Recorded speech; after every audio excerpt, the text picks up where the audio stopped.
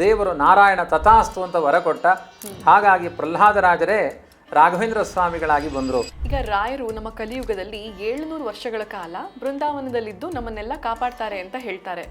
700 ವರ್ಷಗಳು ಅಂತಾನೆ ಯಾಕೆ ಅಂತ? ವೇದಾಂತ ಪಾಠವನ್ನು ವೆಂಕಟನಾಥರಿಗೆ ಮಾಡಿದ್ದು ಸುಧೀಂದ್ರ ತೀರ್ಥರೇ ಆಶ್ರಮ ಪೂರ್ವದಲ್ಲಿ. ಇವತ್ತು ರಾಯರ ಹೆಸರು ಹೇಳಿದವರಿಗೆಲ್ಲ ತುಪ್ಪದ ಊಟ ಇದೆ. ಅವರ ಪೂರ್ವಾಶ್ರಮದ ಬದುಕು ಅಷ್ಟು ಬಡತನದಲ್ಲಿ ಹೋಗಿತ್ತು. ವೆಂಕಟನಾಥರು ರಾಘವೇಂದ್ರ ಸ್ವಾಮಿಗಳಾಗಿದ್ದು ಹೇಗೆ ಅಥವಾ ಯಾಕೆ ಅಂತ ಮುಂದೆ ಯಾರ ಮನೆಯಲ್ಲಿ ಮಂಗಳ ವಿವಾಹ ಕರ್ಮಗಳನ್ನು ಮಾಡಿದ್ರು ಒಂದು ಹೂವಿಳ್ಯ ಅಂತ ಮಾಡ್ತಾರೆ. ಅದು ರಾಯರ ಪೂರ್ವಾಶ್ರಮದ ಪತ್ನಿಗೆ ಅದರ ಸುಖ ಅದರ ವೈಭವಗಳು ಸಿಗುತ್ತೆ ಎನ್ನುವ ಸಂಪ್ರದಾಯ ಇವತ್ತಿಗೂ ಇದೆ. ಸಮಗ್ರ ರಾಮಾಯಣದ ಕಥೆಗಳನ್ನು 11 ಶ್ಲೋಕದಲ್ಲಿ ಸಂಗ್ರಹ ಮಾಡಿದ್ದಾರೆ. ಸಮಗ್ರ ಕೃಷ್ಣನ ಕಥೆಗಳನ್ನು 27 ಶ್ಲೋಕಗಳಲ್ಲಿ. ನಮಸ್ಕಾರ, ನಾನು ಹಂಸ. ನೀವು ನೋಡ್ತಿದ್ದೀರಾ ಹಂಸ ವಸಿಷ್ಠ ಯೂಟ್ಯೂಬ್ ಚಾನೆಲ್. ಇದು ಹರಟೆ ವಿತ್ ಹಂಸ.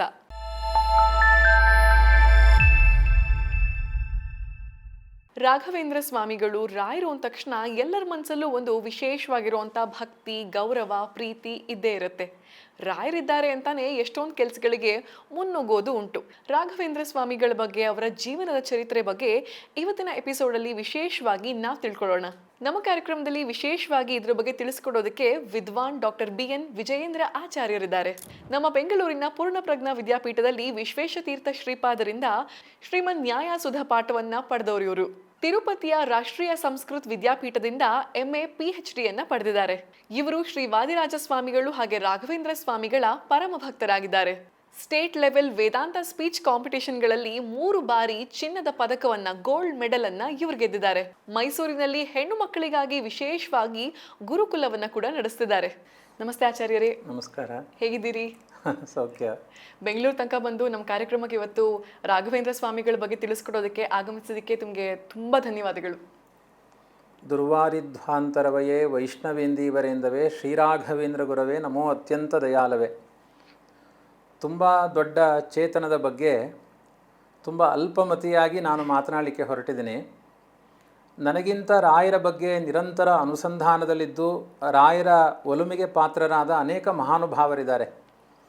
ಅವರಲ್ಲಿ ಆರಂಭದಲ್ಲೇ ಕೇಳಿಕೊಳ್ತೇನೆ, ಇದು ಬಾಲಕನ ಭಾಷೆಯನ್ನು ನೀವೆಲ್ಲ ಮನ್ನಿಸಬೇಕು, ಗುಣಾಂಶ ತೋಷಿಗಳಾಗಬೇಕು ಅಂತ ಅವರಲ್ಲಿ ಸವಿನಯ ವಿಜ್ಞಾಪನೆಯನ್ನು ಮಾಡಿ, ಇವತ್ತು ಪುಷ್ಯಾರ್ಕ ಯೋಗ ಅಂತ, ಅಂದರೆ ರವಿವಾರದ ದಿವಸ ಪುಷ್ಯ ನಕ್ಷತ್ರದಲ್ಲಿ ರಾಮದೇವರಿಗೆ ಪಟ್ಟಾಭಿಷೇಕ ಆಯಿತು ಅಂತ, ಅದಕ್ಕೆ ರಾಘವೇಂದ್ರ ಅನ್ನುವುದು ರಾಮದೇವರ ಹೆಸರು.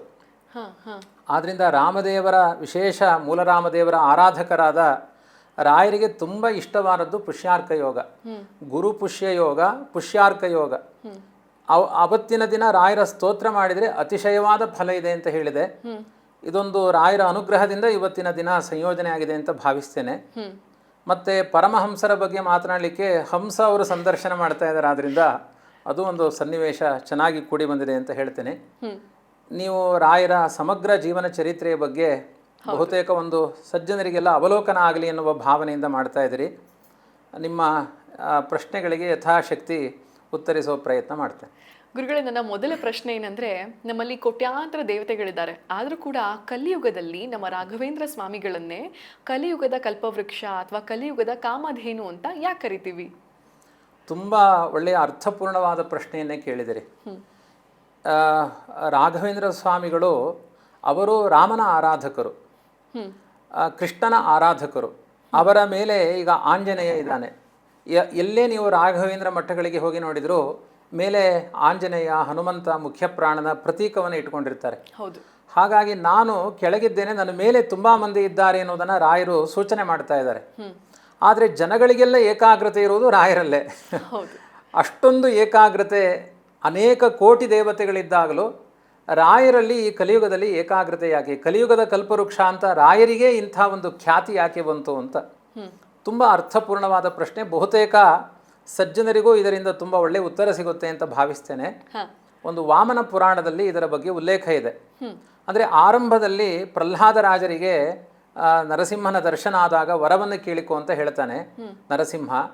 ಆವಾಗ ಪ್ರಹ್ಲಾದ ನಿರಾಕರಣೆ ಮಾಡ್ತಾನೆ. ಒಂದು ಕಾಲಾಂತರದಲ್ಲಿ, ಅಂದರೆ ಪ್ರಹ್ಲಾದನು ಪಕ್ವ ಅವಸ್ಥೆಗೆ ಬಂದಾಗ ಬದರಿನಾರಾಯಣನ ಕ್ಷೇತ್ರಕ್ಕೆ ಪ್ರಹ್ಲಾದ ಹೋಗ್ತಾನೆ. ಆವಾಗ ನಾರಾಯಣ ಸಂದರ್ಶನ ಮಾಡ್ತಾನೆ. ಅವತ್ತೇ ಯಾವ ವರಗಳನ್ನು ಕೇಳಲಿಲ್ಲ, ಇವತ್ತಾದರೂ ಕೇಳ್ಕೊ ಅಂತ ಯಾರಾದರೂ ಮನೆಗೆ ಬಂದಾಗ ನೀವು ಅವತ್ತೇನೂ ತಗೊಳ್ಳಿಲ್ಲ, ಇವತ್ತಾದರೂ ತಗೊಳ್ಳಿ ಅಂತ ಹೇಳುವ ಹಾಗೆ ಒಂದು ಪ್ರೀತಿಯಿಂದ ದೇವರು ಹೇಳ್ತಾನೆ. ಆವಾಗ ಪ್ರಹ್ಲಾದ ಹೇಳ್ತಾನೆ, ಇವತ್ತು ತಗೊಳ್ಳಿಕ್ಕೆ ಬಂದಿದ್ದೀನಿ, ಒಂದು ವರವನ್ನು ಕೊಡು. ಎಂಥ ವರವನ್ನು ಕೇಳ್ತಾರೆ ಅಂದರೆ, ಸರ್ವಮೇವ ಮಯಾ ಲಬ್ಧಂ ತತ್ಪ್ರಸಾದಾತ್ ಅಧೋಕ್ಷಜ. ನನಗೆ ಏನೇನು ಜೀವನದಲ್ಲಿ ಸಿಗಬೇಕು ನಿನ್ನ ಅನುಗ್ರಹದಿಂದ ಎಲ್ಲ ಪಡೆದಿದ್ದೇನೆ, ನನಗೆ ಯಾವುದೂ ವರ ಬೇಡ. ಕಲಿಯುಗದ ಜನಗಳಿಗೆ ದೇವರು, ನಂಬಿಕೆ, ಧರ್ಮ ಅನ್ನೋದರ ಬಗ್ಗೆ ಆಸಕ್ತಿ ಕಡಿಮೆ ಆಗುತ್ತೆ.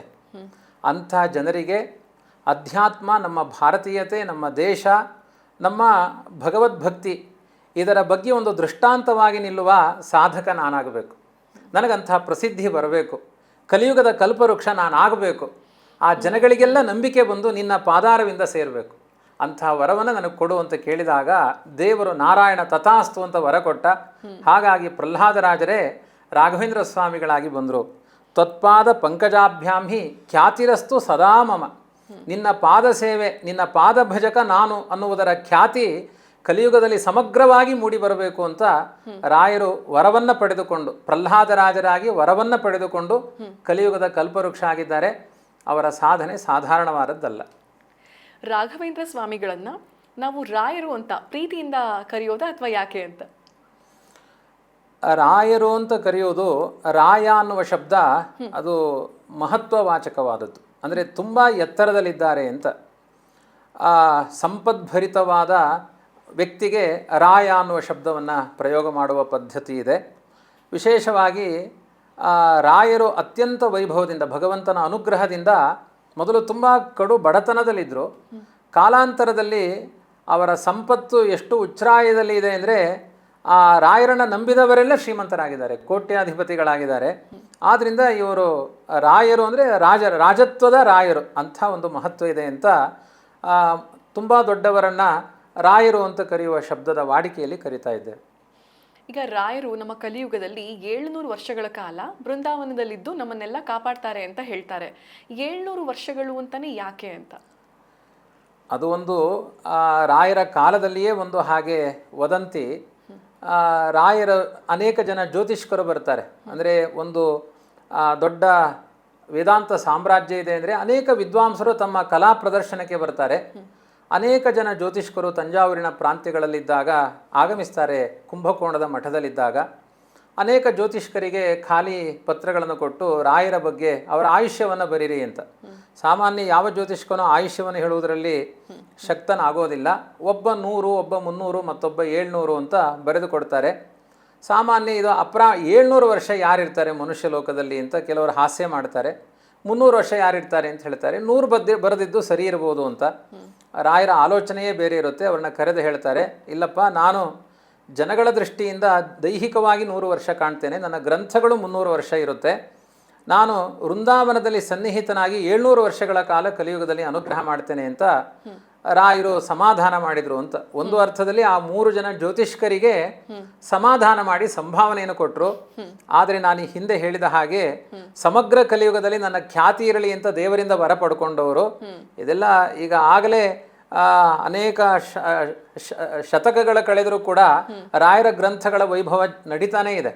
ಹಾಗಾಗಿ ಅಲ್ಲಿಗೆ ಮುಗಿಯುತ್ತೆ ಎನ್ನುವ ಆಲೋಚನೆಯನ್ನು ನಾವು ಮಾಡೋದು ಬೇಡ. ಹಾಗಾಗಿ ಕಲಿಯುಗದ ಕಲ್ಪವೃಕ್ಷ ರಾಯರು. ರಾಘವೇಂದ್ರ ಸ್ವಾಮಿಗಳು ಅಂದ ತಕ್ಷಣ ಪೂಜ್ಯಾಯ ರಾಘವೇಂದ್ರಾಯ ಅಂತಾನೆ ಎಲ್ಲರೂ ಅವರನ್ನ ಪಠಿಸ್ತಾರೆ. ಈ ಸ್ತೋತ್ರನ ಸುಮ್ಮನೆ ಮನೇಲಿ ಪಠಣೆ ಮಾಡ್ತಿರ್ತಾರೆ ಅಥವಾ ದೇವಸ್ಥಾನಗಳಿಗೆ ಮಠಗಳಿಗೆ ಹೋದಾಗ ಅಲ್ಲಿ ನೋಡಿ ಓದ್ಕೊಳ್ತಾರೆ. ನಮ್ಮಂಥವರಿಗೆ ಅದರ ಅರ್ಥ ತಿಳಿಸ್ಕೊಡ್ಬೋದಾ ತಾವು ಅಂತ?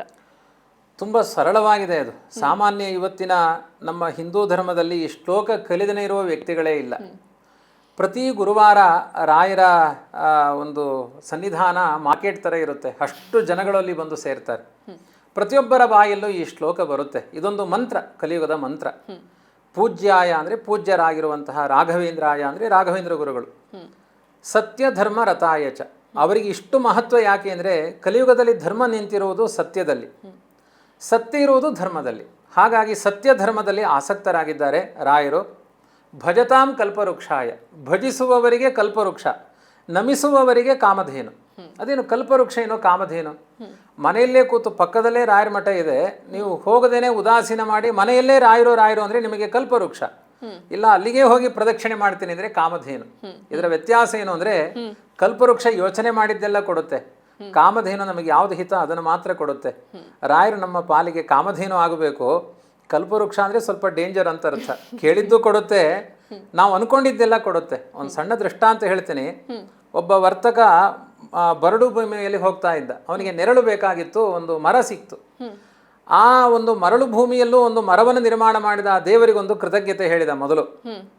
ಅದು ಸಾಮಾನ್ಯ ಮರವಾಗಿರಲಿಲ್ಲ, ಅದು ಕಲ್ಪವೃಕ್ಷ. ಅದು ಅದರ ಬುಡದಲ್ಲಿ ಕುಳಿತ, ಆಹಾ ದೇವರೇ, ಇಂಥ ಒಂದು ಬಿಸಿಲು ಪ್ರದೇಶದಲ್ಲೂ ಮರವನ್ನು ನಿರ್ಮಾಣ ಮಾಡಿದೆಯಲ್ಲ, ಹಾಗೆ ಒಂದು ಸ್ವಲ್ಪ ನೀರನ್ನು ನಿರ್ಮಾಣ ಮಾಡಿದರೆ ಎಷ್ಟು ಚೆನ್ನಾಗಿತ್ತು ಅನ್ಕೊಂಡ.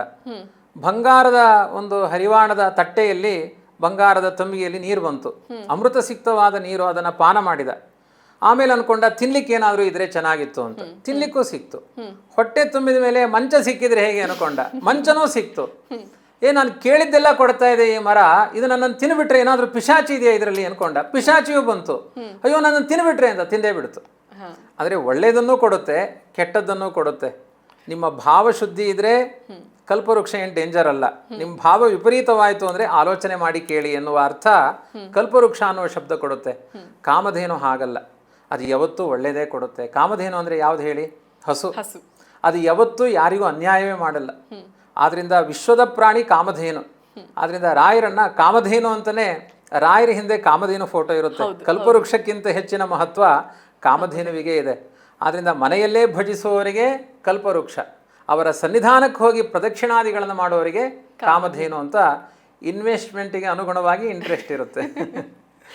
ರಾಘವೇಂದ್ರ ಸ್ವಾಮಿಗಳ ಜನನ, ಬಾಲ್ಯ, ಅವರ ವಿದ್ಯಾಭ್ಯಾಸ, ಈ ವಿಚಾರಗಳ ಬಗ್ಗೆ ನಮಗೆ ತಿಳಿಸೋದಾದ್ರೆ? ಅದೇ, ಈಗ ರಾಘವೇಂದ್ರ ಸ್ವಾಮಿಗಳು ಯಾರು ಅಂದರೆ ಅವರ ಅವತಾರಗಳ ಬಗ್ಗೆ ಒಂದು ಸ್ವಲ್ಪ. ಅಂದರೆ ಅವರು ಮೊದಲು ಶಂಕುಕರ್ಣ ಅಂತ ನರಸಿಂಹ ಪುರಾಣ ಹೇಳುತ್ತೆ. ಶಂಕುಕರ್ಣ ಅನ್ನುವ ಒಬ್ಬ ಜ್ಞಾನಿ ಬ್ರಹ್ಮದೇವರ ಸೇವೆಯಲ್ಲಿ ಸ್ವಲ್ಪ ವಿಳಂಬ ಮಾಡಿದ. ಆವಾಗ ಭೂಲೋಕದಲ್ಲಿ ಒಂದು ನಿಯಮ ಇದೆ, ತುಂಬ ತಪ್ಪು ಮಾಡಿದವ್ರನ್ನ ಥೂ ನಾಯಿ ಅಂತ ಬೈತಾರೆ. ದೇವಲೋಕದಲ್ಲಿ ನಿಯಮ ಇದೆ, ತುಂಬ ತಪ್ಪು ಮಾಡಿದವ್ರನ್ನ ಥೂ ಮನುಷ್ಯ ಅಂತಾರೆ. ಅಂದರೆ ಮನುಷ್ಯ ಲೋಕದಲ್ಲಿ ಹೋಗಿ ಹುಟ್ಟು ತಪ್ಪು ಮಾಡಬೇಡ ಅಂತ. ಹಾಗಾಗಿ ಅವ್ರಿಗೊಂದು ಶಾಪ ಬಂತು ಅಂತ. ವಾಸ್ತವ ಏನು ಅಂದರೆ ಬ್ರಹ್ಮದೇವರು ಒಂದು ತುಳಸಿ ತರಲಿಲ್ಲ ಅನ್ನುವ ಕಾರಣದಿಂದ ಸಿಟ್ಟು ಮಾಡಿಕೊಳ್ಳುವ ಸ್ವಭಾವದವರಲ್ಲ. ಭೂಲೋಕಕ್ಕೆ ಇವರಿಂದ ಒಳ್ಳೆಯದಾಗಲಿ ಎನ್ನುವ ಅನುಗ್ರಹ ಅಷ್ಟೇ. ಕ್ರೋಧವೂ ಕೂಡ ಸಮಾಜದ ಹಿತಕ್ಕೋಸ್ಕರ ದೇವತೆಗಳ ಕ್ರೋಧ. ನಮ್ಮ ಕ್ರೋಧ ನಮಗೆ ಹಿತ ಆಗಲ್ಲ. ಹಾಗಾಗಿ ಆ ಶಂಕುಕರ್ಣ ಅನ್ನುವ ಸೇವಕನನ್ನು ಭೂಮಿಗೆ ಕಳಿಸಿದರು. ಅವರೇ ಮುಂದೆ ಪ್ರಹ್ಲಾದರಾಜರಾದರು. ಪ್ರಹ್ಲಾದರಾಜರೇ ಮುಂದೆ ವ್ಯಾಸರಾಜರಾದರು. ವ್ಯಾಸರಾಜರೇ ಮುಂದೆ ರಾಘವೇಂದ್ರ ಸ್ವಾಮಿಗಳಾದರು ಅಂತ. ಕಾಲಘಟ್ಟದಲ್ಲಿ ನೋಡಿದಾಗಲೂ ಒಂದು 47 ವರ್ಷ ಅಂತರ ಇದೆ ವ್ಯಾಸರಾಜರಿಗೂ ರಾಘವೇಂದ್ರ ಸ್ವಾಮಿಗಳಿಗೂ. ಅಂದರೆ 1447ರಿಂದ 1548 ತನಕ ವ್ಯಾಸರಾಜರ ಕಾಲ. ದೀರ್ಘಕಾಲದ ಆಯುಷ್ಯದಲ್ಲಿ ಮೆರೆದವರು ವ್ಯಾಸರಾಜರು. ಅವರು ಅಷ್ಟೇ ಸಮಾಜದ ಕುಹುರೋಗಗಳನ್ನೆಲ್ಲ ಪರಿಹಾರ ಮಾಡಿ ರಾಜರಿಗೆ ರಾಜತ್ವವನ್ನು ನೀಡಿದ ಕೀರ್ತಿ ವ್ಯಾಸರಾಜರದ್ದು. ಅದಾದ ನಂತರ ರಾಘವೇಂದ್ರ ಸ್ವಾಮಿಗಳು ವ್ಯಾಸರಾಜರೇ ಆಗಿದ್ದರಿಂದ ಇನ್ನೊಂದು ಕ್ರಮದ ವೈಭವ. ಆ ರೀತಿಯಾಗಿ 1595ರಿಂದ 1671 ತನಕ ರಾಯರ ಜೀವಿತಾವಧಿ. ಹಾಗಾಗಿ ಒಂದು 47 ವರ್ಷದ ಅಂತರದಲ್ಲಿ ಪುನಃ ರಾಯರ ಅವತಾರ ಆಗಿದೆ. ಆ ರಾಯರು ಅವತಾರ ಮಾಡಿದ್ದು ಭುವನಗಿರಿ ಅಂತ ಒಂದು ಕಂಚೀಪುರದ ಹತ್ತಿರ ಇರುವಂಥ ಒಂದು ಶ್ರೇಷ್ಠವಾದ ಕ್ಷೇತ್ರ ಅದು. ಆ ಭುವನಗಿರಿಯಲ್ಲಿ ಅವರ ತಂದೆ 3 ಪರಂಪರೆ ಅವರದ್ದೆಲ್ಲ ವೀಣಾ ಮನೆತನ ಅಂತ, ಬೀಗ ಮುದ್ರೆ ಮನೆತನ ಅಂತ ಕರೀತಾರೆ. ವಿಶೇಷವಾಗಿ ತುಂಬ ದೊಡ್ಡ ಕುಲ.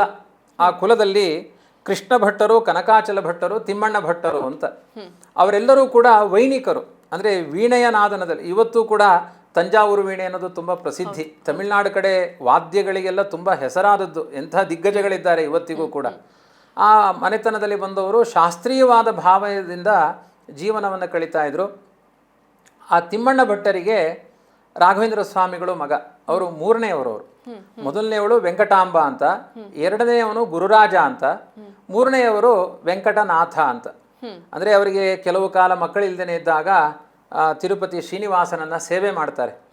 ಸೇವೆ ಮಾಡಿದಾಗ ಮಗು ಹುಟ್ಟಿದರೆ ವೆಂಕಟೇಶ ಅಂತ ಹೆಸರಿಡ್ತೀನಿ ಅಂದ್ಕೊಳ್ತಾಳೆ. ಗಂಡು ಮಗು ಹುಟ್ಟಲ್ಲ, ಹೆಣ್ಣು ಮಗು ಹುಟ್ಟುತ್ತೆ.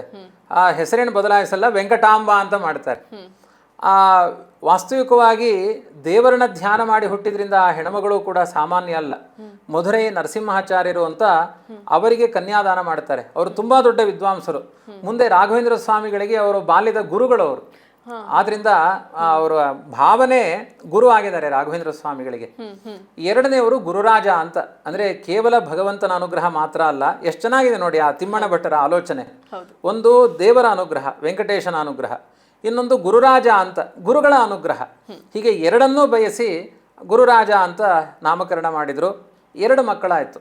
ಆದರೂ ಒಂದು ಧರ್ಮಶಾಸ್ತ್ರದಲ್ಲಿ, ನಮ್ಮ ಶಾಸ್ತ್ರದಲ್ಲಿ ಹೇಳ್ತಾರೆ, ಒಂದು ಕಣ್ಣಿದ್ದವರಿಗೆ ಕಣ್ಣಿಲ್ಲ, ಒಂದು ಮಕ್ಕಳಿದ್ದವರಿಗೆ ಮಕ್ಕಳಲ್ಲ ಅಂತ. ಅವ್ರನ್ನ ಕದಲಿ ವಂದ್ಯ ಅಂತ. ಬಾಳೆ ಮರ ಒಂದು ಗೊನೆ ಬಿಡುತ್ತೆ, ಆಮೇಲೆ ಸತ್ತೋಗ್ಬಿಡುತ್ತೆ.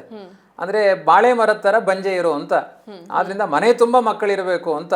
ಜುಟ್ಟಿನ ತುಂಬ ಮಲ್ಲಿಗೆ ಇರಬೇಕು, ಅನ್ನದ ತುಂಬ ಮೊಸರಿರಬೇಕು, ಮನೆ ತುಂಬ ಮಕ್ಕಳಿರಬೇಕು ಅಂತ ಪ್ರಾಚೀನ ಕಾಲದ್ದು. ಈಗೆಲ್ಲ ಹೊರಟೋಗಿದೆ ಬಿಡಿ. ಆದ್ರಿಂದ ಆ ಮಕ್ಕಳು ಇನ್ನೂ ಬೇಕು, ಒಂದು 3 ಆದರೂ ಇರಬೇಕು ಅನ್ನೋ ಬಯಕೆಯಿಂದ 1 ಹೆಣ್ಣು 2 ಗಂಡು, ಮತ್ತೆ ತಪಸ್ಸಿನ ಫಲವಾಗಿ ಹುಟ್ಟಿದವರೇ ವೆಂಕಟನಾಥರು. ಅವರೇ ರಾಘವೇಂದ್ರ ಸ್ವಾಮಿಗಳು. ರಾಘವೇಂದ್ರ ಸ್ವಾಮಿಗಳು ಪೂರ್ವಾಶ್ರಮದಲ್ಲಿ, ಅಂದರೆ ವೆಂಕಟನಾಥರಾದಾಗ ತುಂಬ ಬಡತನ, ಬೇರೆ ಕಡೆ ವಿದ್ಯೆಗೆ ಹೋಗಲಿಕ್ಕೆ ಬೇಕಾದ ವ್ಯವಸ್ಥೆಗಳೂ ಇಲ್ಲ. ಹಾಗಾಗಿ ಅವರ ಭಾವ, ಅವರು ತುಂಬ ದೊಡ್ಡ ವಿದ್ವಾಂಸರು, ಲಕ್ಷ್ಮೀ ನರಸಿಂಹಾಚಾರ್ಯರು ಅಂತ. ಅವರ ಬಳಿಯೇ ಬಾಲ್ಯದ ವಿದ್ಯಾಭ್ಯಾಸಗಳನ್ನೆಲ್ಲ ಮಾಡ್ತಾಯಿದ್ರು. ಅದರ ಜೊತೆಗೆ ಎಲ್ಲ ಶಾಸ್ತ್ರಗಳ ಅಧ್ಯಯನದಲ್ಲಿಯೂ ಕೂಡ ಅವರಿಗೆ ಆಸಕ್ತಿ ಇತ್ತು. ಕೊನೆಗೆ ಯಾವುದಾದ್ರೂ ಒಂದು ಹಿರಿಯರ ಮಾರ್ಗದರ್ಶನದಂತೆ ಬೇರೆ ಶಾಸ್ತ್ರಗಳನ್ನೆಲ್ಲ ಅಧ್ಯಯನ ಮಾಡಬೇಕು ಅಂತ ತಮಿಳುನಾಡಿನ ಪ್ರಸಿದ್ಧ ವಿದ್ವಾಂಸರ ಬಳಿಯೆಲ್ಲ ಅಧ್ಯಯನ ಮಾಡಿದರು. ನನ್ನ ಪ್ರಕಾರ ಅಧ್ಯಯನ ಒಂದು ನೆಪ, ಎಲ್ಲ ಪೂರ್ವಜನ್ಮದಲ್ಲಿಯೇ ಸಂಸ್ಕಾರದಿಂದ ಬಂದ ವಿದ್ಯೆ ವೆಂಕಟನಾಥರಿಗೆ. ಅವರಿಗೆ ತುಂಬ ಬಡತನ ಇತ್ತು. ರಾಯರು ಅಂದರೆ ಪೂರ್ವಾಶ್ರಮದಲ್ಲಿ ಅವರಿಗಿದ್ದ ಬಡತನಕ್ಕೆ, ಶ್ರೀಮಂತಿಕೆಗೆ ಒಂದು ದೃಷ್ಟಾಂತ ಸಿಗ್ಬೋದು, ಬಡತನಕ್ಕೆ ಒಂದು ದೃಷ್ಟಾಂತ ಇಲ್ಲ ಅಂತ ನಾರಾಯಣಾಚಾರ್ಯರು ರಾಘವೇಂದ್ರ ವಿಜಯದಲ್ಲಿ ಹೇಳ್ತಾರೆ. ಅಷ್ಟು ಕಡು ಬಡತನ. ಅದಕ್ಕೊಂದು ಪ್ರಸಂಗ, ಒಂದು ಕಥೆ ಇದೆ, ಅಂದರೆ ನಡೆದ ಇತಿಹಾಸ ಇದೆ. ಒಬ್ಬ ನ್ಯಾಯಾಧೀಶ, ಅವರ ಮನೆಯಲ್ಲಿ ಒಂದು ದೊಡ್ಡ ಸಮಾರಂಭ, ಬ್ರಾಹ್ಮಣರ ಮನೆತನ. ಅದರಲ್ಲಿ ಒಂದು ದೊಡ್ಡ ಸಮಾರಂಭದಲ್ಲಿ ಎಲ್ಲ ಬ್ರಾಹ್ಮಣರನ್ನ ಕರೆದ ಹಾಗೆ ಇವ್ರನ್ನೂ ಕರೆದಿದ್ರು. ತುಂಬ ದೊಡ್ಡ ವಿದ್ವಾಂಸರು, ದೇವತೆಗಳಿವರು.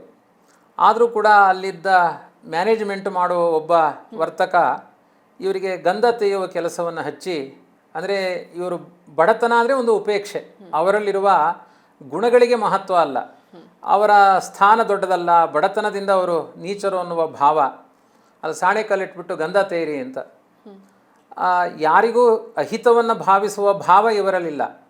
ಆದರೆ ಒಂದು ವಿದ್ಯೆಗೆ ಮಹತ್ವ ಇಲ್ಲ ಅನ್ನುವುದು ಒಂದು ಕಹಿ ಮನಸ್ಸಿನಲ್ಲಿ. ಪ್ರತಿದಿನ ವೆಂಕಟನಾಥರು ಪಂಚಸೂಕ್ತಗಳನ್ನು ಪಠನ ಮಾಡ್ತಾಯಿದ್ರು. ಅದರಲ್ಲಿ ಒಂದು ಅಗ್ನಿ ಸೂಕ್ತ. ಅಗ್ನಿ ಸೂಕ್ತ ಹೇಳಿಕೊಂಡೇ ಗಂಧ ತೇಯಿದ್ರು. ನಿತ್ಯದ ಪಾರಾಯಣ ಮಾಡ್ತಾಯಿದ್ರು, ಸಾಣೆ ಕಲ್ಲಿಟ್ಟರು, ಗಂಧ ತೇಯಿದ್ರು, ಅವಾಗ ಅಗ್ನಿ ಸೂಕ್ತ ನಡೀತಿತ್ತು. ಮಧ್ಯಾಹ್ನ ಕಾಲ ಭೋಜನದ ಪ್ರಸಂಗದಲ್ಲಿ ಎಲ್ಲರಿಗೂ ಗಂಧಲೇಪನಕ್ಕೆ, ವೈಶಾಖ ಮಾಸ ಇವಾಗೆಲ್ಲ ಗಂಧ ಹಚ್ಚಿಕೊಂಡ್ರೆ ತಂಪಾಗಿರುತ್ತೆ, ಗಂಧವನ್ನು ಕೊಟ್ಟರೆ ಎಲ್ಲರಿಗೂ ಉರಿ ಆರಂಭ ಆಯಿತು. ಯಾಕೆಂದರೆ ಅವ್ರು ಹೇಳಿದ್ದು ಅಗ್ನಿ ಸೂಕ್ತ. ಇವತ್ತು ಎಷ್ಟೋ ಮಂತ್ರಗಳು ಹೇಳ್ತೇವೆ, ಅದರ ಪ್ರಭಾವ ಕಾಣಲ್ಲ. ರಾಯರಲ್ಲಿ ಆ ಮಂತ್ರದ ಸ್ರೋತ ಹೇಗಿತ್ತು ಅನ್ನುವುದು ಪೂರ್ವಾಶ್ರಮದಲ್ಲಿಯೇ ಅಂಥ ಒಂದು ಅದ್ಭುತವಾದ ಮಂತ್ರದ ಬಲ ಆವಾಹನೆ ಆಗಿತ್ತು. ಆಮೇಲೆ ಯಾಕೆ ಇದು ಉರಿತಾ ಇದೆ, ಯಾರು ಗಂಧ ತೆಗೆದವರು, ತುಂಬ ವಿಚಾರ ಮಾಡಿದರೆ ಏನೋ ಅಪಚಾರ ಆಗಿದೆ ಅಂತ ಅರ್ಥವಾಯಿತು. ಅವತ್ತೆಲ್ಲ ತಿಳಿದ ವಿದ್ವಾಂಸರುಗಳಿದ್ರು, ಇಲ್ಲ ಅವರು ಸಾಮಾನ್ಯ ಜ್ಞಾನಿ ಅಲ್ಲ, ಅವರಿಗೆ ಏನೋ ಅಪಚಾರ ಆಗಿದೆ ಅಂತ. ಅವ್ರ ಹತ್ರ ಹೋಗಿ ವಿಜ್ಞಾಪನೆ ಮಾಡಿದರು, ನಮ್ಮಿಂದ ಅಪಚಾರ ಆಗಿದೆ, ನಿಮಗೆ ಯಾರಿಗೆ ಯಾವ ಸ್ಥಾನ ಕೊಡಬೇಕು ಕೊಡಲಿಲ್ಲ ಅಂದರೆ ಅದು ತುಂಬ ದೊಡ್ಡ ಅಪರಾಧವಾಗಿದೆ, ಕ್ಷಮಿಸಬೇಕು ಅಂದಾಗ, ಛೇ ನನ್ನಿಂದ ಯಾರಿಗೂ ಅಹಿತ ಆಗಬಾರದು ಅಂತ ಮತ್ತೆ ವರುಣ ಸೂಕ್ತವನ್ನು ಜಪ ಮಾಡ್ತಾರೆ. ಗಂಧದಲ್ಲಿ ಏನೋ ಶೈತ್ಯ ಇದೆ, ಅದಕ್ಕಿಂತ 10 ಪಟ್ಟು ಶೀತದ ಅನುಭವ ಅವರಿಗೆ. ಕೂಡಲೇ ಅದರ ಪರಿಣಾಮ, ಯಾವುದೇ ಮಾತ್ರೆ ಪರಿಣಾಮ ಆಗಲಿಕ್ಕೆ 20 ನಿಮಿಷ ಆದರೂ ಬೇಕು. ಆದರೆ ಮಂತ್ರದ ಪ್ರಭಾವ ತತ್ಕ್ಷಣದಲ್ಲೇ ಅದರ ಪ್ರಭಾವವನ್ನು ತೋರಿಸಿದ ಖ್ಯಾತಿ ಆ ವೆಂಕಟನಾಥರದ್ದು. ಹೀಗೆ ಒಂದು ದಾರಿದ್ರ್ಯದ ಹಿನ್ನೆಲೆಯಲ್ಲಿ ಕಷ್ಟಗಳನ್ನು ಅನುಭವಿಸ್ತಾ ಆ ಮಂತ್ರವನ್ನು ನಂಬಿ ಅವರ ವ್ಯಕ್ತಿತ್ವವನ್ನು ವಿಕಸನ ಮಾಡಿಕೊಂಡ ವ್ಯಕ್ತಿತ್ವ ಅದು ವೆಂಕಟನಾಥರದ್ದು. ಹೀಗೆ ಅವರ ಜೀವನದಲ್ಲಿ ತುಂಬ ಬಡತನ, ಕಷ್ಟ, ಕಾರ್ಪಣ್ಯಗಳು. ತಂದೆ ಬಾಲ್ಯದಲ್ಲೇ ತೀರಿ ಹೋಗ್ತಾರೆ. ಅವರಿಗೆ ಹೆಚ್ಚು ಕಾಲ ತಂದೆಯ ಸಂಬಂಧ ಇರಲ್ಲ. ಯಾಕೆಂದರೆ ಇತಿಹಾಸ ನೋಡಿದಾಗಲೂ ಹೆಚ್ಚು ಕಾಲ ಸಂತಾನ ಇರಲಿಲ್ಲ. ಅವರು ಶ್ರೀನಿವಾಸನ ಸೇವೆ ಮಾಡಿ ತುಂಬ ಪ್ರಾಯ ಆದ ಮೇಲೆ ಸಂತತಿಗಳನ್ನು 3 ಸಂತಾನ ಪಡೆದವರು ಅವರು. ಹಾಗಾಗಿ ರಾಯರು ಪ್ರಾಪ್ತ ವಯಸ್ಕರಾಗಬೇಕಾದ್ರೆ ತಂದೆ ಅವರ ಹಿರಿತನದಿಂದಲೇ ಗತಿಸಿದ್ರು, ಮತ್ತೇನೋ ಅಕಾಲ ಮರಣ ಇತ್ಯಾದಿಗಳಲ್ಲ.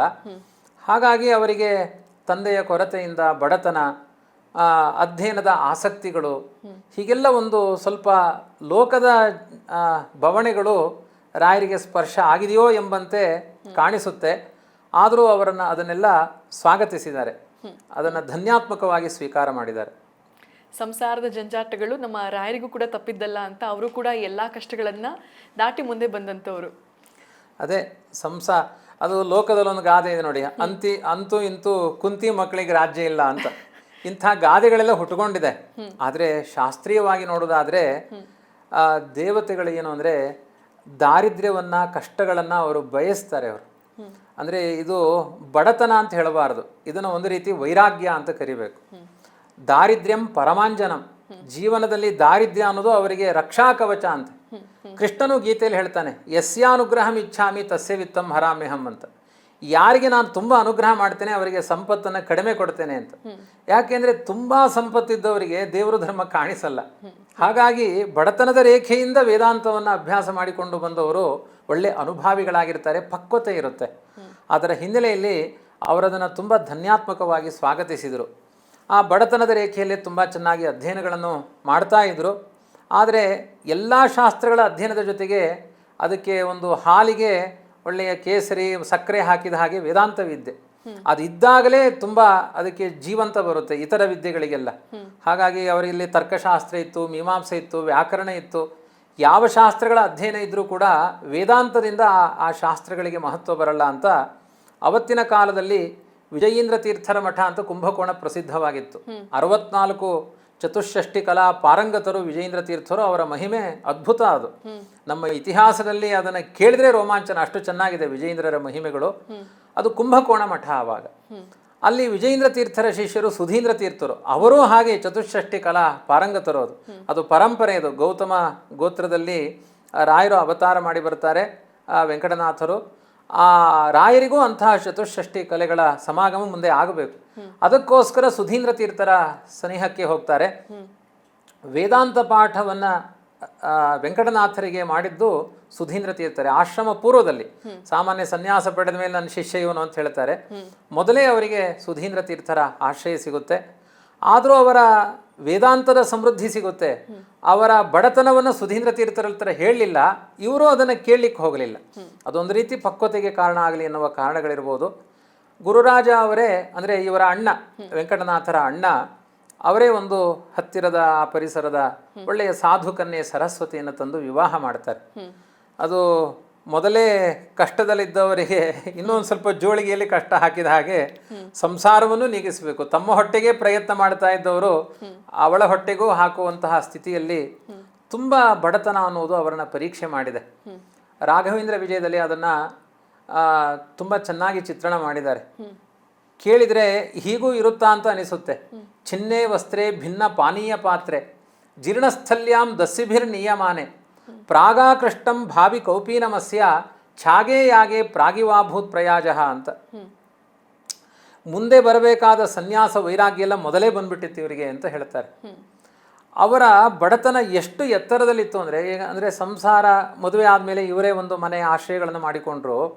ಎಂಥ ಕೊಡು ಬಡತನ ಅಂದರೆ ಒಡೆದ ಒಂದು ಲೋಟೆ ಇತ್ತಂತೆ, ಮತ್ತೆ ಹರಿದ ಒಂದು ಬಟ್ಟೆ ಇತ್ತಂತೆ, ಇಷ್ಟೇ. ಆ ಲೋಟೆಗೆ ತಳ ಇರಲಿಲ್ಲ. ಅವರು ಬಲಗೈಯನ್ನು ಹೀಗೆ ಇಟ್ಟುಕೊಂಡು ಅದು ಬರೀ ರೌಂಡ್ ಮಾತ್ರ, ಅದರಲ್ಲಿ ಹಾಕ್ಕೊಂಡು ನೀರನ್ನು ಕುಡಿತಾ ಇದ್ರಂತೆ. ಹರಿದ ಒಂದು ಬಟ್ಟೆ ಇತ್ತು, ಬಟ್ಟೆ 108 ಹೊಟ್ಟೆ ಅಂತ. ಅದನ್ನು ಒಂದು ದಿನ ರಾತ್ರಿ ಒಂದು ಕಳ್ಳರ ಕದ್ಕೊಂಡು ಹೋಗ್ತಾರೆ. ಆ ಕಳ್ಳನಿಗೆ ಎಂಥ ದಾರಿದ್ರ್ಯ ಇರಬೇಡ. ಒಟ್ಟಿನಲ್ಲಿ ಇದು ಭಗವಂತ ಮಾಡಿದ ಪರೀಕ್ಷೆ. ಭಗವಂತ ದುಃಖಗಳನ್ನು ಕೊಟ್ಟು ಪರೀಕ್ಷೆ ಮಾಡ್ತಾನೆ, ಅವಾಗ ನನ್ನನ್ನು ಮರಿತಾನ ಇಲ್ವಾ ಅಂತ. ಸುಖಗಳನ್ನು ಕೊಟ್ಟು ಪರೀಕ್ಷೆ ಮಾಡ್ತಾನೆ. ಈ ಸುಖ ದುಃಖಗಳ ಸಮಾಗಮದಲ್ಲಿ ತೇರ್ಗಡೆಯನ್ನು ಹೊಂದಿದವರು ಅವರು ಪ್ರಹ್ಲಾದರಾಜರಾದಾಗಲೂ ಎಷ್ಟು ಕಷ್ಟಗಳನ್ನು ಅನುಭವಿಸಿದರು ಹಿರಣ್ಯಕಶ್ಯಪನಿಂದ. ಅಲ್ಲಿಯೂ ಕೂಡ ದೇವರನ್ನು ವಿಸ್ಮರಣೆ ಆಗಲಿಲ್ಲ, ದೇವರ ವಿಸ್ಮರಣೆ ಆಗಲಿಲ್ಲ. ರಾಯರಾದಾಗಲೂ ಕೂಡ ಅವರು ವೆಂಕಟನಾಥರಾದಾಗ ಅಷ್ಟು ಕಷ್ಟಗಳು ಬಂದರೂ ಕೂಡ ಎಷ್ಟೋ ಬಾರಿ ಕಾಲೇ ಕಾಲೇ ಲಭ್ಯತೆ ನಾಸ್ಯ ಭಕ್ತಂ ಲಬ್ಧಂ ಚೇತದ್ ಭುಜ್ಯತೆ ಹಂತ ಭೂಮೋ. ಕಾಲಕ್ಕೆ ಆಹಾರ ಸಿಗ್ತಿರಲಿಲ್ಲ. ಎಲ್ಲಿಯೋ ಬೇಡಿತ್ತಂದರೆ ತಿನ್ಲಿಕ್ಕೆ ತಟ್ಟೆ ಇಲ್ಲಂತೆ, ನೆಲದ ಮೇಲೆ ಹಾಕಿ ತಿಂತಾ ಇದ್ರಂತೆ. ಒಂದು ದಿನ ಬೇಡಲಿಕ್ಕೆ ಪಾತ್ರೆಯೂ ಇಲ್ಲ. ಕ್ಷುದ್ಬಾದಾಯ ಶಾಂತಿಮೇವಾಲಭೀಷ್ಟ ಅಂತ. ತುಂಬ ಹಸಿವೆ ಆಗ್ತಾ ಇದೆ, ಅಂಗಾರಕ್ಷತೆ ಹಚ್ಚಿಕೊಂಡು ನಂದು ಊಟ ಆಗಿದೆ ಅಂತ ತೋರಿಸಿಕೊಂಡು ಶಿಷ್ಯರಿಗೆ ಪಾಠ ಹೇಳ್ತಾ ಕಾಲ ಕಳೆದ್ರಂತೆ. ತೈಲಾಭ್ಯಂಗಂ ವತ್ಸರಸ್ಯೇಕವಾರಂ. ರಾಘವೇಂದ್ರ ಸ್ವಾಮಿಗಳ ಪೂರ್ವಾಶ್ರಮದಲ್ಲಿ ವರ್ಷಕ್ಕೊಮ್ಮೆ ಯುಗಾದಿ ಹಬ್ಬದ ದಿವಸ, ದೀಪಾವಳಿ ಹಬ್ಬದ ದಿವಸ ತೈಲಾಭ್ಯಂಗ. ಎಣ್ಣೆ ಹಚ್ಕೊಳ್ಳಿಕ್ಕೆ ಎಣ್ಣೆ ಇಲ್ಲ.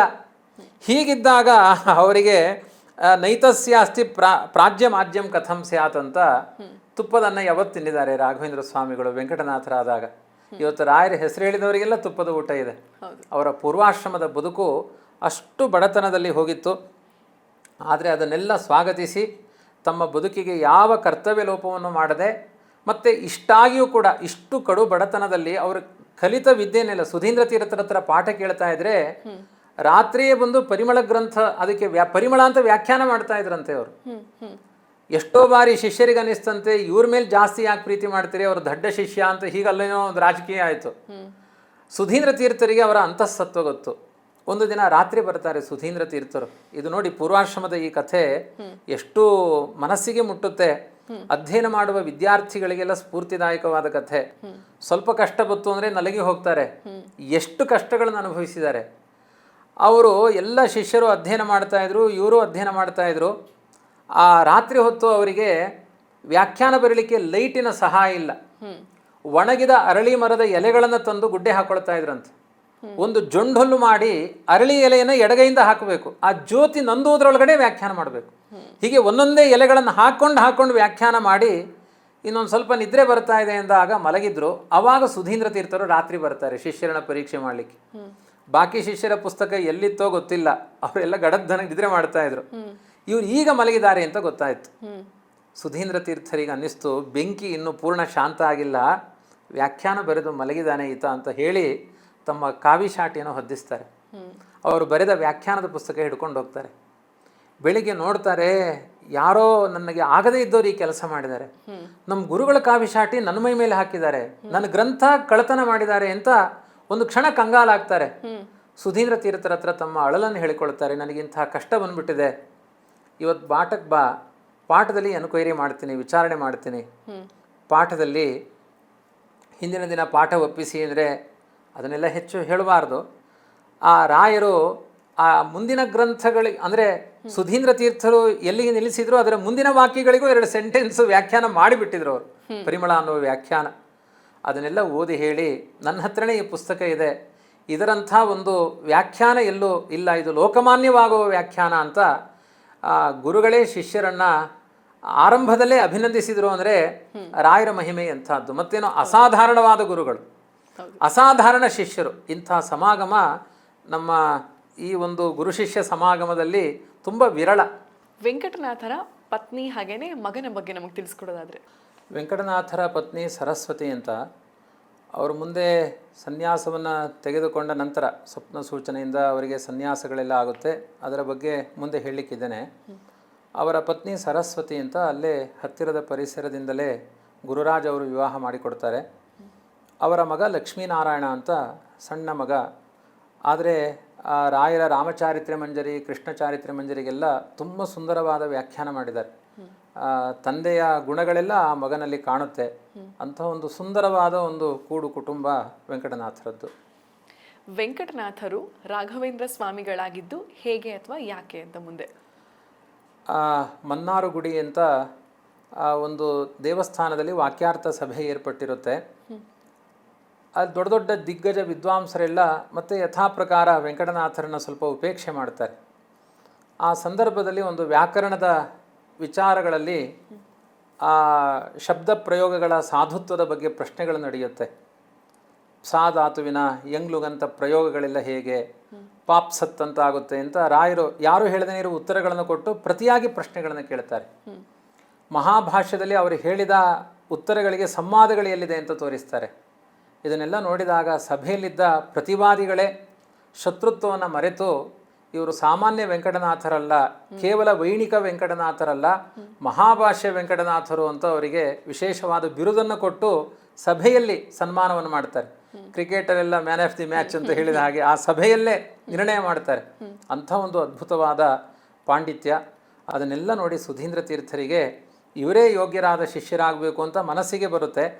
ಆದರೆ ವಾದೀಂದ್ರ ತೀರ್ಥರು ಹೇಳ್ತಾರೆ, ಆ ಅಣುಮಧ್ವ ವಿಜಯ ಅಂತ ಒಂದು ಪ್ರಮೇಯ ನವಮಾಲಿಕ ಅಂತ ಆಚಾರ್ಯರ ಮಹಿಮೆಯನ್ನು ಕೊಂಡಾಡುವ ಒಂದು ಅಣುವಾದ ಕೃತಿ. ಅದಕ್ಕೆ ವಿಶೇಷವಾದ ವ್ಯಾಖ್ಯಾನವನ್ನು ರಾಯರು ಬರೆದಿದ್ದಕ್ಕೆ ಶ್ರೀಮದ್ ಆನಂದ ತೀರ್ಥ ಭಗವತ್ಪಾದಾಚಾರ್ಯರಿಗೆ ನನ್ನ ಸಿಂಹಾಸನಕ್ಕೆ ಯೋಗ್ಯನಾದ ಶಿಷ್ಯ ಈತ ಅಂತ ಅವರೇ ಆಚಾರ್ಯರೇ ಪ್ರೇರಣೆ ಮಾಡಿದರು ಸುಧೀಂದ್ರ ತೀರ್ಥರಲ್ಲಿ ಕುಳಿತು ಅನ್ನುವ ಅಭಿಪ್ರಾಯವನ್ನು ಹೇಳಿದ್ದಾರೆ. ರಾಘವೇಂದ್ರ ಸ್ವಾಮಿಗಳನ್ನ ಒಂದು ದಿನ ಉತ್ತರಾಧಿಕಾರಿಯಾಗಿ ಇವರು ಇರಬೇಕು ಅನ್ನುವ ಭಾವನೆಯಿಂದ ಸುಧೀಂದ್ರ ತೀರ್ಥರ ಮಠಕ್ಕೆ ಕರೆಸಿಕೊಳ್ತಾರೆ. ರಾಯರು ಹೋಗ್ತಾರೆ, ಏನೋ ಒಂದು ವಿಚಾರಗಳಿರುತ್ತೆ ಅಂತ ಹೋಗ್ತಾರೆ. ಆದರೆ ಸನ್ಯಾಸ ಅಂತ ಹೇಳಿದಾಗ ಸ್ವಲ್ಪ ಹಿಂದೇಟಾಗ್ತಾರೆ. ಯಾಕೆ ಅಂದರೆ ಬಹುತೇಕ ರಾಯರಿಗೆ ಸನ್ಯಾಸ ಆದಾಗ 26 ವಯಸ್ಸು, ತುಂಬ ಬಾಲ್ಯ. ಅವ್ರು ಹೇಳ್ತಾರೆ, ಭಾರ್ಯಾ ಬಾಲ ಬಾಲಕೋ ನೋಪನೀತಃ, ಇನ್ನೂ ಸಣ್ಣ ಮಗು ಉಪನಯನ ಸಂಸ್ಕಾರವನ್ನು ಮಾಡಿಲ್ಲ, ಹೆಂಡತಿ ಇನ್ನೂ ಬಾಲ್ಯದಲ್ಲಿದ್ದಾಳೆ, ಅದ್ರ ಜೊತೆಗೆ ಮನೆಯಲ್ಲಿ ತುಂಬ ಸಮಸ್ಯೆಗಳಿದೆ, ಬಡತನದ ರೇಖೆಗಳಲ್ಲಿದ್ದೇವೆ. ಹೀಗೆಲ್ಲ ಹೇಳಿದಾಗ ಸುಧೀಂದ್ರ ತೀರ್ಥರು ಕೆಲವೊಂದಕ್ಕೆ ಪರಿಹಾರಗಳನ್ನು ಸೂಚನೆ ಮಾಡ್ತಾರೆ. ನೀವು ಮಠಕ್ಕೆ ಬಂದ್ಬಿಡಿ ಅಂತಾರೆ, ಮಠಕ್ಕೆ ಕರೆಸಿಕೊಳ್ತಾರೆ, ಉಪನಯನ ಆಗೋ ತನಕ ನಿರೀಕ್ಷೆ ಮಾಡ್ತೇನೆ ಅಂತ ಹೇಳ್ತಾರೆ. ತುಂಬ ನೀವು ಸನ್ಯಾಸಕ್ಕೆ ನಿರ್ಬಂಧ ಮಾಡಿದರೆ ನಾನು ಹೊರಟೋಗ್ತೇನೆ ಅಂತ. ಇವತ್ತೆಲ್ಲ ಸನ್ಯಾಸಕ್ಕೆ ಕಾಂಪಿಟೇಷನ್ಗಳಿವೆ, ಆದರೆ ನೀವು ತುಂಬ ನಿರ್ಬಂಧಶ್ಚೇ ನಿರ್ಗಮಿಷ್ಯಾಮಿ ನೂನಂ, ನೀವು ತುಂಬ ಒತ್ತಾಯ ಮಾಡಿದರೆ ನಾನು ಹೊರಟೋಗ್ಬಿಡ್ತೀನಿ ಅಂತಾರೆ. ತುಂಬ ಸರಳ ಜೀವನವನ್ನು ಅಪೇಕ್ಷೆ ಪಟ್ಟಿದ್ರು ರಾಯರು ಅನ್ನುವುದು. ಅವರು ವೇದಾಂತ ಸಿಂಹಾಸನದಲ್ಲಿ ಎಷ್ಟೇ ವೈಭವಗಳು ಬಂದರೂ ರಾಯರು ಅಂದರೆ ಸರಳ ವ್ಯಕ್ತಿತ್ವ. ಅವರು ಇವತ್ತಿಗೂ ಮೊದಲು ಹೇಗೋ ಹಾಗೆ ಅವರ ವ್ಯಕ್ತಿತ್ವ ತುಂಬ ಸರಳ.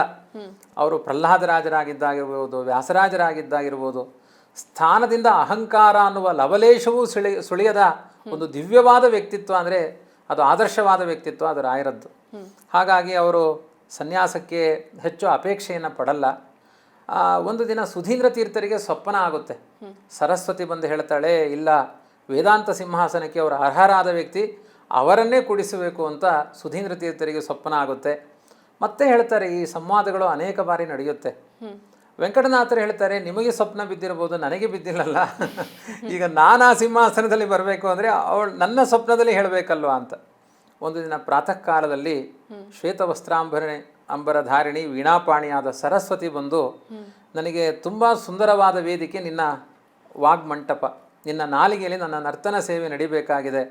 ವೇದಾಂತ ಸಿಂಹಾಸನದಲ್ಲಿ ತುಂಬ ದೊಡ್ಡ ಸ್ಥಾನ ನಿನ್ನ ಪಾಲಿಗೆ ದೊರೆತರೆ ಈ ಸರಸ್ವತಿಯ ಪ್ರಚಾರ ಸಮಾಜದ ತುಂಬ ಆಗುತ್ತೆ, ಪಾಮರ ಜನರಿಗೂ ಅರ್ಥವಾಗುತ್ತೆ, ಪಂಡಿತರಿಗೂ ಮಾನ್ಯವಾಗುವಂತಹ ವೇದಾಂತದ ಸುಧೆ ನಿನ್ನಿಂದ ಹರಿದು ಬರುತ್ತೆ, ನೀನು ಅದನ್ನು ಅಂಗೀಕಾರ ಮಾಡಬೇಕು ಅಂತ ಸರಸ್ವತಿ ಹೇಳಿದ ಮೇಲೆ ದೃಢ ಮನಸ್ಸು. ಅಂದರೆ ಒಂದು ಸಮಾಜಕ್ಕೆ ಹಿತ ಆಗುತ್ತೆ ಅಂದರೆ ತನ್ನ ಬದುಕಿನ ಯಾವ ಸೌಖ್ಯವನ್ನು ತ್ಯಾಗ ಮಾಡಲಿಕ್ಕೆ ಸಿದ್ಧ ಅನ್ನುವ ಭಾವದಿಂದ ರಾಯರು ಮಾನಸಿಕವಾಗಿ ಸಿದ್ಧರಾಗ್ತಾರೆ, ವೆಂಕಟನಾಥರು.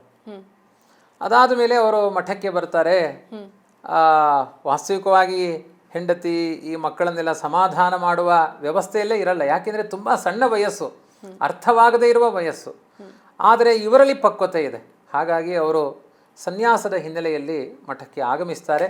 ಅತ್ಯಂತ ವೈಭವದ ಮುಂದಿನ ಸನ್ಯಾಸ ದುರ್ಮತಿ ರುದಿರೋದ್ಘಾರಿ ಸಂವತ್ಸರ ಫಾಲ್ಗುಣ ಶುದ್ಧ ದ್ವಿತೀಯ, ವಿಶೇಷವಾಗಿ 1621 ಇಸ್ವಿ.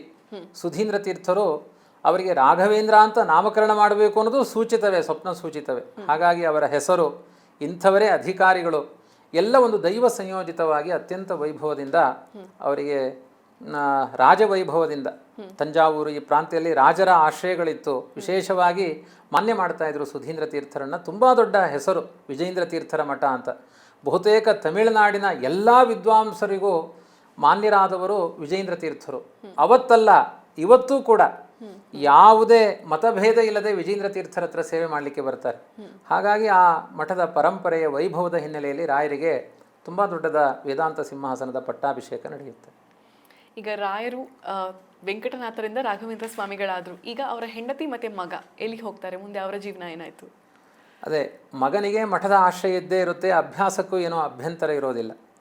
ಹೆಂಡತಿ ಆ ದುಃಖವನ್ನು ತಾಳಲಾಗದೆ ತಾನು ದೇಹತ್ಯಾಗ ಮಾಡ್ತಾಳೆ ಎನ್ನುವ ಕಥೆಗಳಿದೆ. ಮುಂದೆ ಅವಳಿಗೆ ಮಧ್ಯದಲ್ಲಿ ದೇವರು ಕೊಟ್ಟ ದೇಹವನ್ನು ನಾವೇ ನಾಶ ಮಾಡಿಕೊಂಡ್ರೆ ಅದು ಅತಂತ್ರ ಸ್ಥಿತಿ, ಪೈಶಾಚಿಕ ಜನ್ಮಗಳು ಬರುತ್ತೆ ಅಂತ.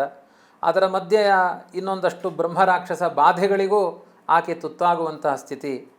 ಒಂದು ಕ್ಷಣದಲ್ಲಿ ಅನಿಸುತ್ತೆ, ಒಬ್ಬರು ವೇದಾಂತಕ್ಕೆ ಹೋದರೆ ಆ ಹೆಣ್ಣಿನ ಸ್ಥಿತಿ ಹೇಗಾಗುತ್ತಲ್ಲ, ಇದೊಂದು ಶೋಷಿತ ಮಹಿಳೆ ಎನ್ನುವ ಭಾವಗಳು ಹುಟ್ಟುತ್ತೆ. ಆದರೆ ಸಮಾಜಕ್ಕೆ ಕಲ್ಯಾಣ ಮಾಡಿದ ರಾಯರು ಆ ಚೇತನಕ್ಕೆ ಯಾವುದೇ ರೀತಿ ಹಾನಿಯನ್ನು ಮಾಡಲಿಲ್ಲ. ಕಾಲಾಂತರದಲ್ಲಿ ಅದಕ್ಕೆ ಸದ್ಗತಿ ಆಗೋ ಹಾಗೆ ಅನುಗ್ರಹ ಮಾಡ್ತಾರೆ. ಅದು ಮಾತ್ರ ಅಲ್ಲ, ಇವತ್ತೊಂದು ರಾಯರ ಮಠದಲ್ಲೇ ಪರಂಪರೆ ಇದೆ. ಯಾರ ಮನೆಯಲ್ಲಿ ಮಂಗಳ ವಿವಾಹ ಕರ್ಮಗಳನ್ನು ಮಾಡಿದ್ರು ಒಂದು ಹೂವಿಳ್ಯ ಅಂತ ಮಾಡ್ತಾರೆ. ಅದು ರಾಯರ ಪೂರ್ವಾಶ್ರಮದ ಪತ್ನಿಗೆ ಅದರ ಸುಖ ಅದರ ವೈಭವಗಳು ಸಿಗುತ್ತೆ ಎನ್ನುವ ಸಂಪ್ರದಾಯ ಇವತ್ತಿಗೂ ಇದೆ. ಹಾಗಾಗಿ ಅವರಿಗೆ ತುಂಬ ಶ್ರೇಯಸ್ಸಾಗುವಂತಹ ಅನುಗ್ರಹವನ್ನು ರಾಯರು ಮುಂದೆ ಕಾಲಾಂತರದಲ್ಲಿ ಮಾಡಿದ್ದಾರೆ. ರಾಘವೇಂದ್ರ ಸ್ವಾಮಿಗಳ ವ್ಯಾಖ್ಯಾನಗಳ ಬಗ್ಗೆ, ಮಧ್ವ ಪರಂಪರೆಗೆ ಅವರು ಕೊಟ್ಟಿರುವಂಥ ಕೊಡುಗೆಗಳ ಬಗ್ಗೆ.